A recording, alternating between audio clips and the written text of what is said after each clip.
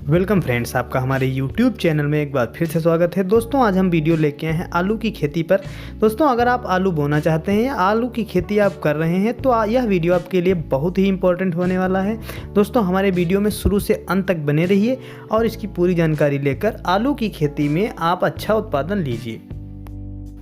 तो चलिए दोस्तों वीडियो शुरू करते हैं और आप लोगों को पूरी जानकारी देते हैं ताकि आप भविष्य में अच्छी उपज ले सकें। दोस्तों सबसे पहले आपको मिट्टी का चयन करना होता है। आपके खेत की मिट्टी अगर बलुई दोमट मिट्टी है तो यह आपके लिए बहुत ही अच्छी बात है, उसमें आप अच्छा उत्पादन ले सकेंगे। इसके बाद आप अपने खेत को अच्छी तरह से जुताई करवा लीजिए, यानी गहरी अच्छी जुताई करवा लीजिए और उसमें अच्छी कंपोस्ट खाद मिला लीजिए ताकि आप अच्छा उत्पादन ले सकें।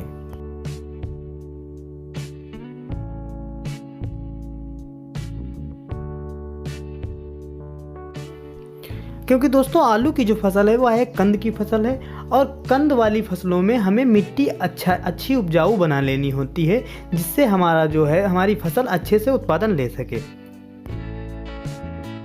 दोस्तों आलू के लिए क्षारीय, जल भराव तथा अधिक नमी वाली मिट्टी का हमें चयन नहीं करना चाहिए, क्योंकि बढ़वार के समय आलू को मध्यम शीत की आवश्यकता होती है। तो दोस्तों ऐसे खेत का चयन करें जिसमें पानी के निकास की भी व्यवस्था हो। किसान दोस्तों खेत की तैयारी के बाद बात आती है आलू के बीज की। तो आलू के बीज का आकार और उसकी उपज आपस में बहुत बड़ा गहरा संबंध होता है, अतः बड़े बीजों का ही चयन करें जो कि रोग रहित और अच्छे बीज हों। अच्छे लाभ के लिए 30 से 40 ग्राम भार वाला आलू का बीज चयन करें। किसान दोस्तों बीज के चयन करने के बाद हमें अपने बीज को 3 से 4 दिन के लिए किसी कमरे में या छायादार स्थान पर फैला सकते हैं और जब बीज का अंकुरण हो जाए, उसमें जो आँखें हैं दिखने लगें, तब उनके कटाई कर सकते हैं। कटाई करने के बाद हम उसे बो सकते हैं। दोस्तों कटाई इस प्रकार करनी है कि प्रत्येक आलू के भाग में 3 से 4 आँखों का होना आवश्यक है। अगर 3 से 4 आँखें कम हैं तो उस भाग को निकाल दें, उसका प्रयोग बिल्कुल ना करें। इसके बाद दोस्तों आप लोगों को क्या करना है, अच्छी उपज लेने के लिए आप अपने बीज को FIB से ट्रीट जरूर करें। FIB मतलब फफूंदनाशी, कीटनाशी और बैक्टीरियानाशी से अपने बीज को ट्रीट जरूर करें, यानी शोधित कर लें। किसान दोस्तों शोधित करने के लिए आप लोगों को क्या करना होगा, जो गाय का गोबर होता है उससे जो उपले बनते हैं यानी कंडे बनते हैं, उनको जलने के बाद जब उसमें राख बचती है उसको हम अच्छी तरह से उसमें मिला लेंगे। यानी जो हमने फफूंदनाशी और कीटनाशी, बैक्टीरियानाशी तीनों को लिया है उनको अच्छे से उसमें मिला लेंगे और अपने बीज पर डाल लेंगे। यानी बीज को उसमें अच्छी तरह से मिला लेंगे। ऊपर से डालने के बाद अच्छे से मिला लेंगे। ध्यान देना है अच्छे से मिलाते समय उसकी जो आँखें हैं, हमारे बीज की आँखें न टूटने पाएँ।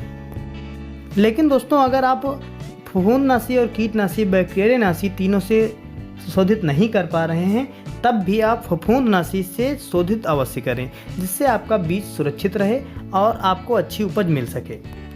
दोस्तों बीज को अच्छे तरह से शोधित करने के बाद अब हमें अपनी फसल को बोना है। उसके लिए आप लोगों को क्या करना है, आप अपने खेत में किसी भी माध्यम से लाइनें खींच सकते हैं, जिसमें आप लोगों को पंक्ति से पंक्ति की दूरी 50 सेंटीमीटर और पौधे से पौधे की दूरी 20 से 25 सेंटीमीटर रख सकते हैं और अपने बीज को एक एक करके आप रख लीजिए। ध्यान देना है रखते समय बीज को जब हम रख रहे हैं तो उसकी जो आँखें हैं वह सभी ऊपर को हों और टूटने ना पाएँ। ध्यान दें जब हम उसको बो रहे हैं ध्यान से उसको बोएं, कहीं हाथ से या पाँव से टूटने ना पाए। सारी लाइनों को हम अच्छे से उसमें बो देंगे।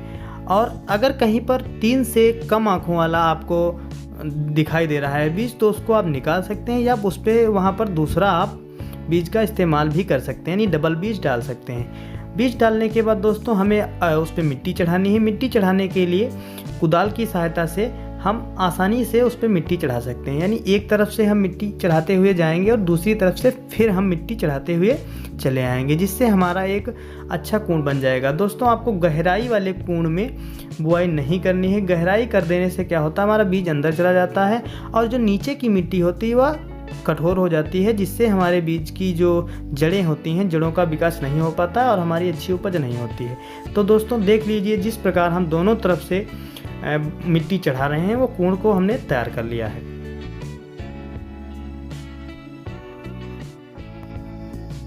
बीज पर मिट्टी चढ़ाने के बाद दोस्तों हमें हल्की थपकी दे देनी है। जो हमने कूड़ बनाया है जिसमें हमने बीज को रखा है उस पर हल्की थपकी का मतलब दोनों तरफ से मिट्टी लेते हुए आसानी से हल्के हाथों से उसको दाब देना है, यानी सिंचाई के वक्त वो मिट्टी हमारी रुकी रहे और बहे नहीं, और तेज़ दबाव से जो हमारा बीज है वो अच्छे से अंकुरण नहीं कर पाएगा। दोस्तों, तो हमने यह आप लोगों को जानकारी दी जिसकी सहायता से आप अपने जो है आलू की फसल में अच्छा उत्पादन ले सकेंगे। दोस्तों, कैसा लगा वीडियो? अगर अच्छा लगा है तो प्लीज़ लाइक कर दीजिए और अपने दोस्तों को भी शेयर करिए।